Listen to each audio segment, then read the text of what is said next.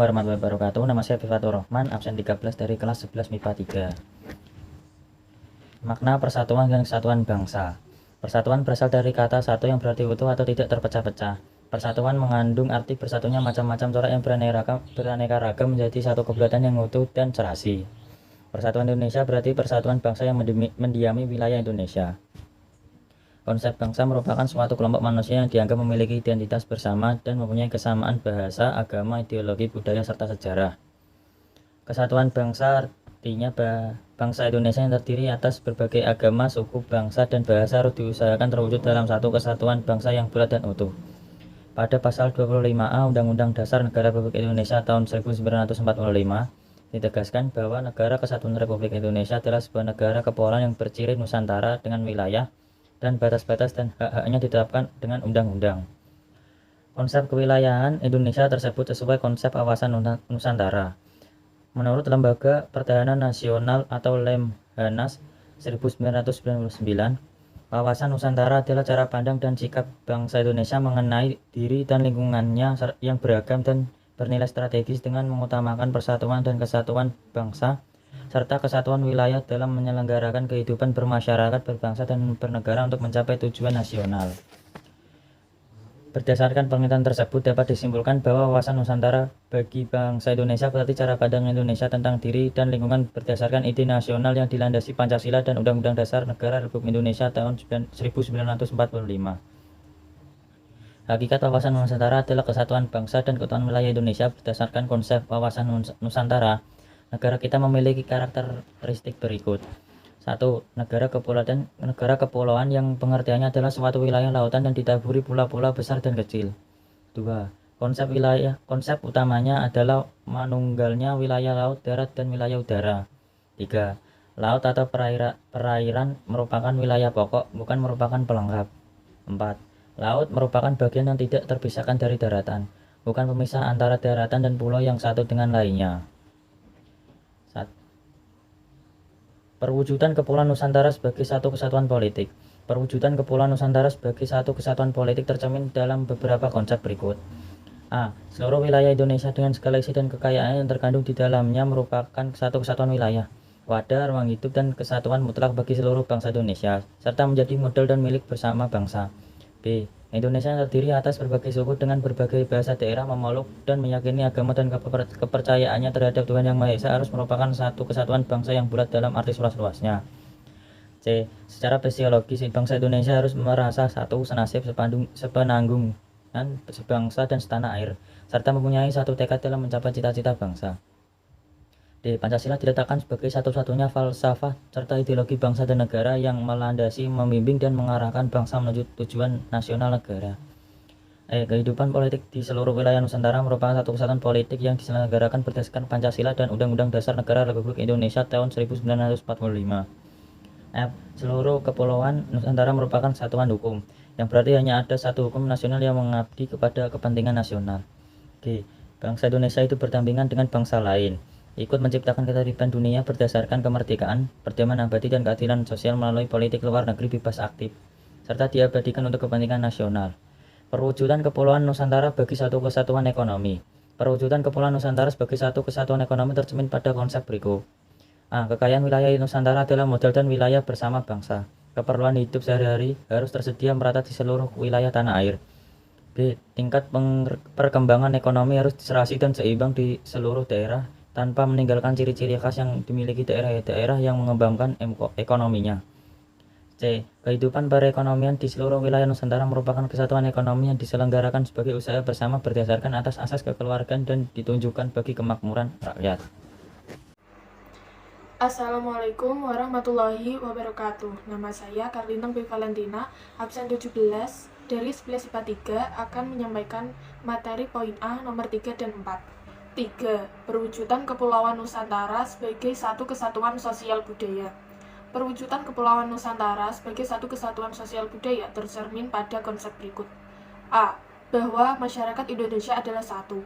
Kehidupan bangsa harus merupakan kehidupan yang serasi, dengan tingkat kemajuan masyarakat yang sama, merata, dan seimbang, serta adanya keselarasan kehidupan yang sesuai kemajuan bangsa. B.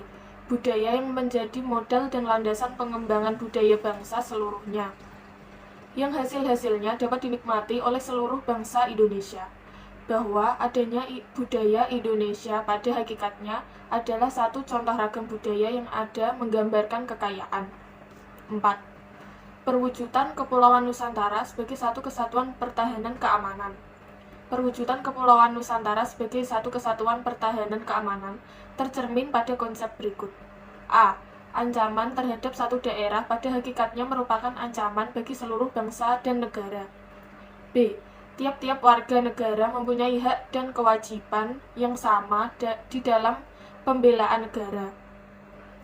Wawasan Nusantara merupakan cara pandang bangsa Indonesia tentang diri dan lingkungan sekitarnya berdasarkan ide nasional yang berdasarkan Pancasila dan Undang-Undang Dasar Negara Republik Indonesia tahun 1945. Wawasan Nusantara bertujuan untuk mewujudkan kesatuan dan keserasian dalam segenap aspek kehidupan.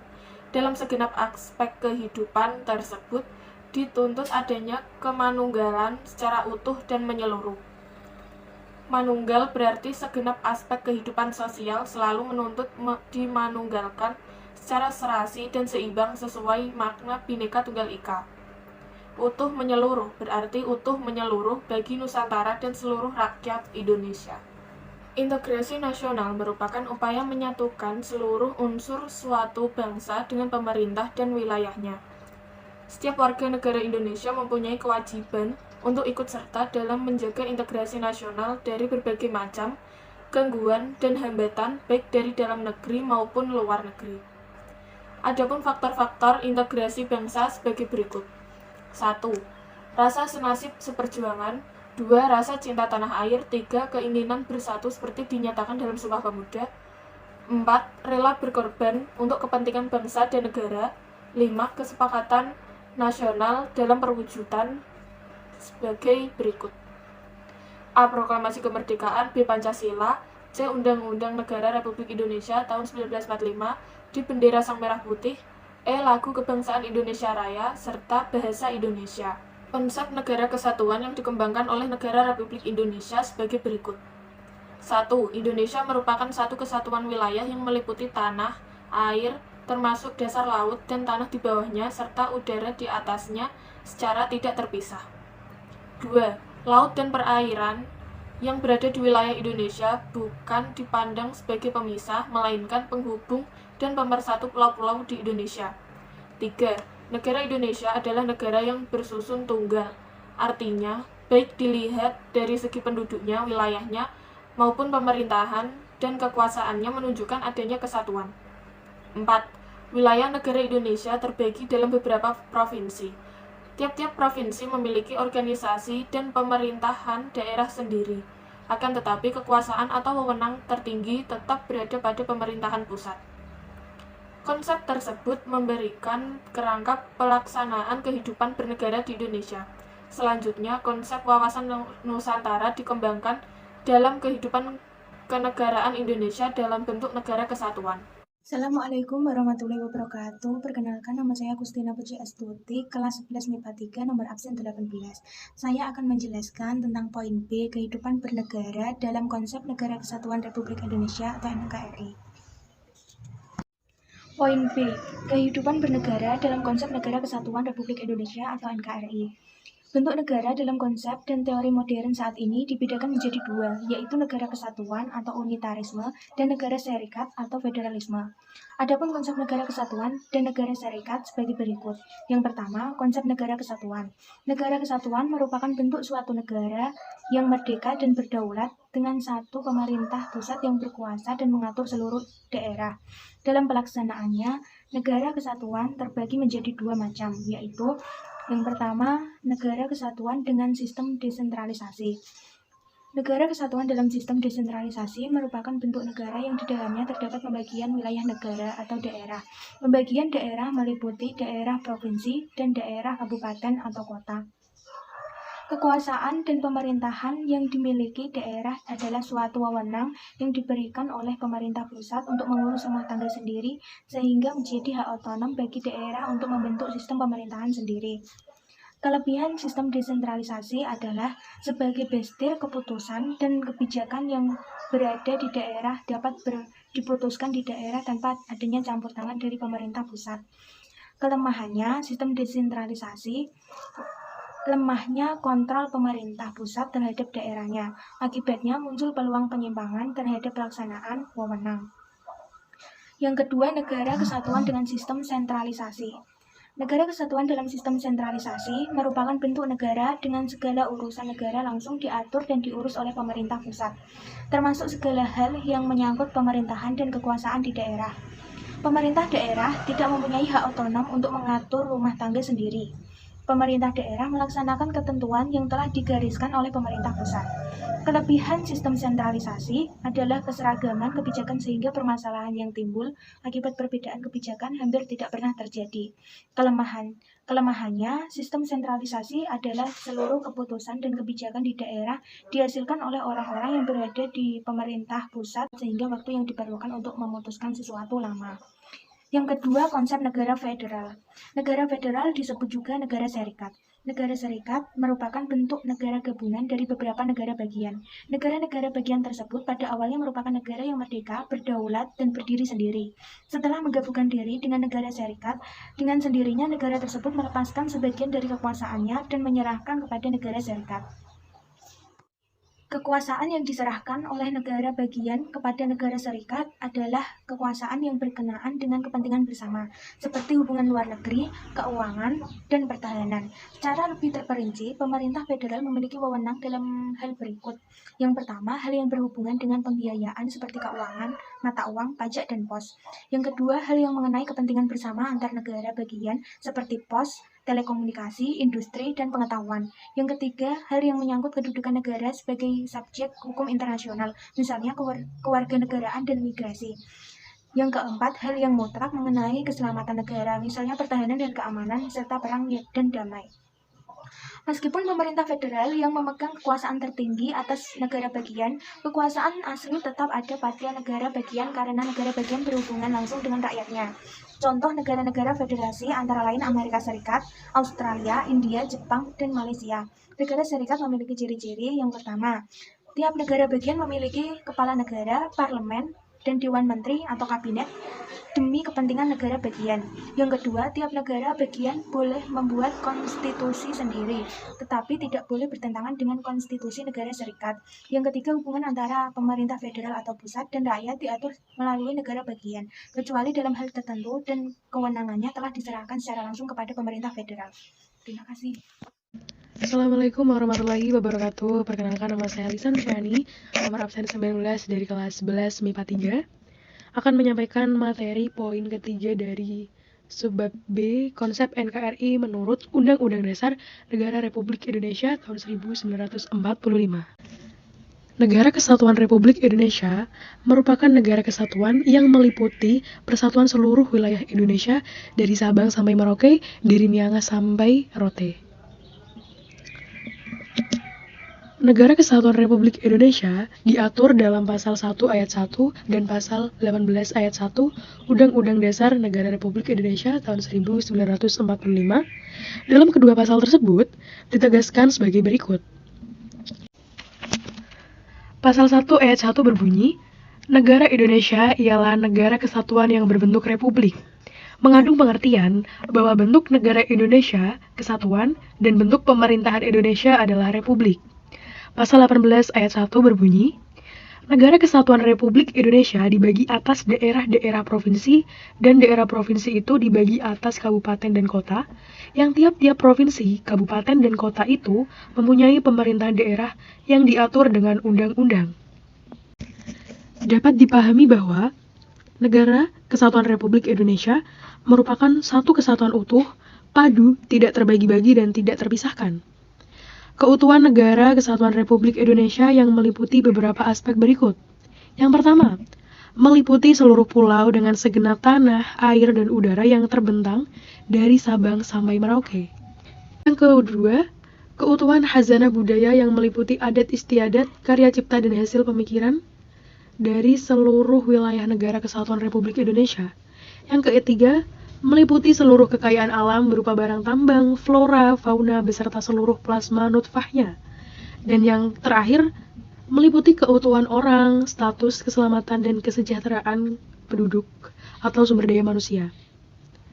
Berikutnya, landasan hukum persatuan dan kesatuan Indonesia dinyatakan sebagai berikut. Yang pertama, landasan ideal adalah Pancasila, terutama sila ketiga yaitu Persatuan Indonesia. Yang kedua, landasan konstitusional adalah Undang-Undang Dasar Negara Republik Indonesia tahun 1945 yang meliputi alinea keempat pembukaan Undang-Undang Dasar, Pasal 1 Ayat 1 serta Pasal 18 Ayat 1 Undang-Undang Dasar Negara Republik Indonesia tahun 1945. Dalam Undang-Undang Dasar Negara Republik Indonesia tahun 1945 terkandung tujuan dan fungsi negara.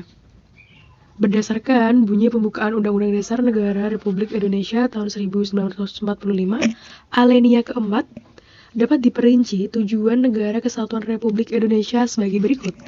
Yang pertama, melindungi segenap bangsa dan seluruh tumpah darah Indonesia. Yang kedua, memajukan kesejahteraan umum. Yang ketiga, mencerdaskan kehidupan bangsa. Dan yang terakhir, ikut melaksanakan ketertiban dunia yang berdasarkan kemerdekaan, perdamaian abadi, dan keadilan sosial. Dalam upaya mewujudkan tujuan negara Indonesia menyelenggarakan beberapa fungsi sebagai berikut. Yang pertama, menjaga pertahanan. Fungsi untuk menjaga kemungkinan adanya gangguan ataupun serangan dari luar yang mengganggu kedaulatan negara kesatuan Republik Indonesia. Yang kedua, menegakkan keadilan. Fungsi melalui badan-badan peradilan seperti pengadilan militer, pengadilan agama, pengadilan tata usaha negara, pengadilan negeri, dan lainnya. Yang ketiga, melaksanakan penertiban. Berusaha menciptakan ketertiban dalam masyarakat di Indonesia. Fungsi tersebut juga dapat dilihat secara konkret, misalnya mengupayakan perdamaian di Aceh dan menyatukan kelompok-kelompok yang bertikai dalam konflik Papua. Dan yang keempat, mengusahakan kesejahteraan dan kemakmuran. Usaha meningkatkan kesejahteraan dan kemakmuran rakyat tercermin dalam program pembangunan jangka pendek, jangka menengah, dan jangka panjang.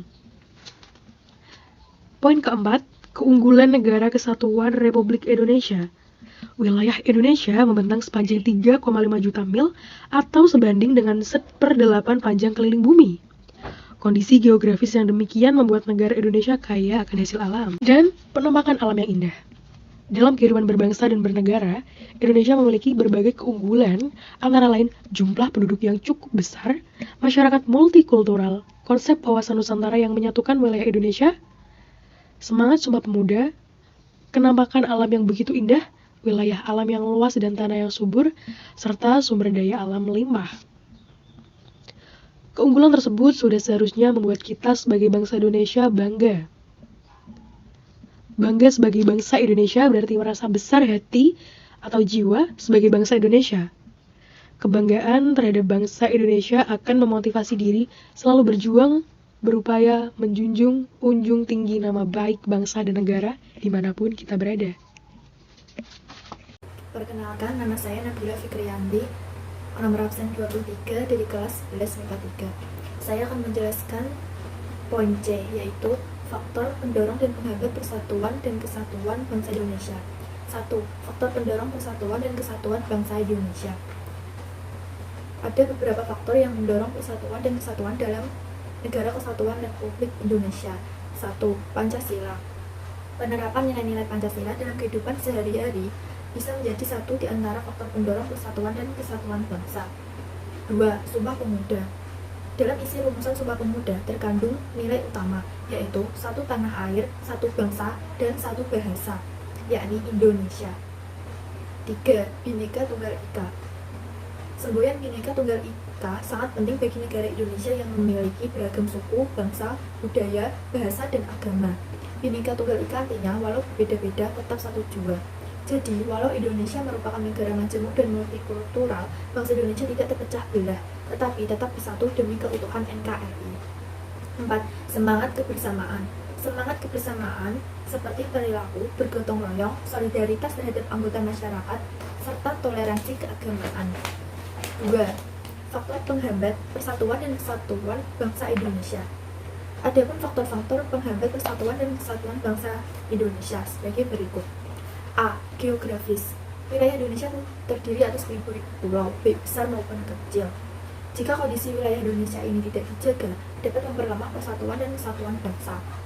B. Pembangunan yang tidak merata.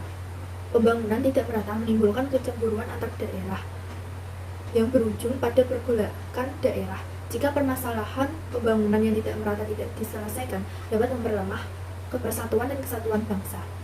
C. Keberagaman masyarakat Indonesia. Keberagaman suku, agama, dan ras di Indonesia sering memunculkan perbedaan yang mengarah pada konflik antar umat yang tidak terelakkan. Jika keberagaman tersebut tidak diiringi dengan sikap menjunjung tinggi perbedaan dan toleransi, dapat menjadi penghambat persatuan dan kesatuan bangsa. D. Munculnya gejala etnosentrisme.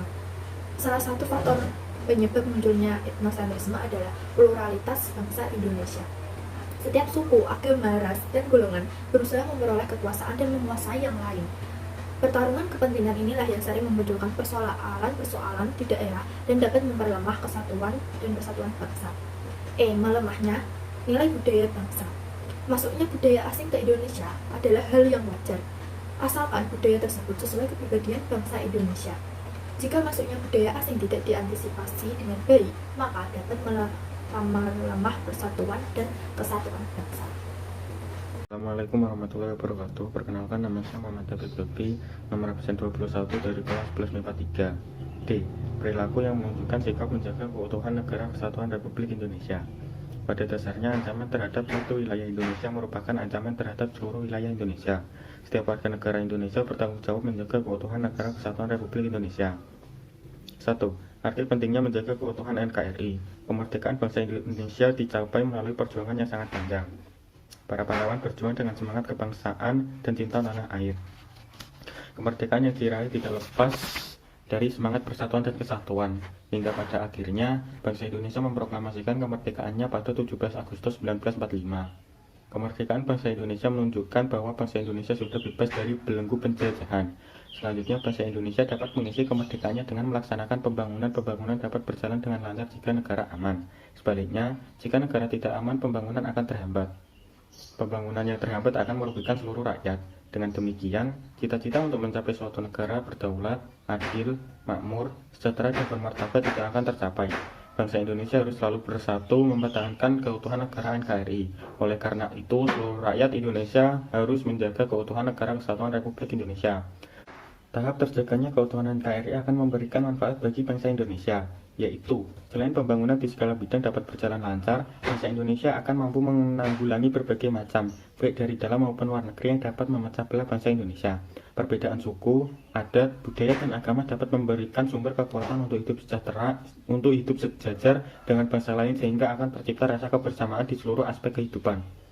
2. Wujud sikap menjaga keutuhan NKRI. Para pahlawan telah banyak berkorban, baik harta maupun nyawa demi kemerdekaan NKRI. Oleh karena itu, Anda wajib meneladan pengorbanan para pahlawan. Sikap meneladan para pahlawan dalam menjaga keutuhan NKRI dapat dilakukan, baik dalam lingkungan keluarga, sekolah, maupun masyarakat. Adapun contoh wujud sikap meneladan para pahlawan dalam menjaga keutuhan NKRI sebagai berikut. A. Lingkungan keluarga. 1. Menjaga kerukunan di antara anggota keluarga. 2. Saling menghormati dan menyayangi dengan anggota keluarga yang lain. 3. Tidak memaksakan kehendak kepada anggota keluarga yang lain. 4. Menghargai perbedaan pendapat. 5. Menjaga nama baik keluarga ketika bergaul dengan orang lain. B. Lingkungan sekolah. Pertama, mengikuti upacara bendera dengan hikmat.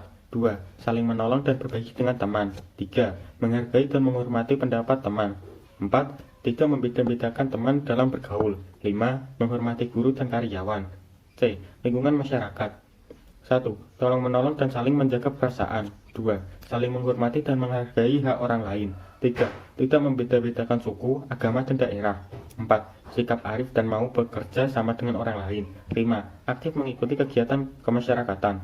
Itulah beberapa contoh perilaku sebagai wujud sikap menjaga keutuhan negara kesatuan Republik Indonesia. Perilaku-perilaku tersebut hendaknya dapat Anda terapkan dalam kehidupan sehari-hari. Terima kasih. Wassalamualaikum warahmatullahi wabarakatuh.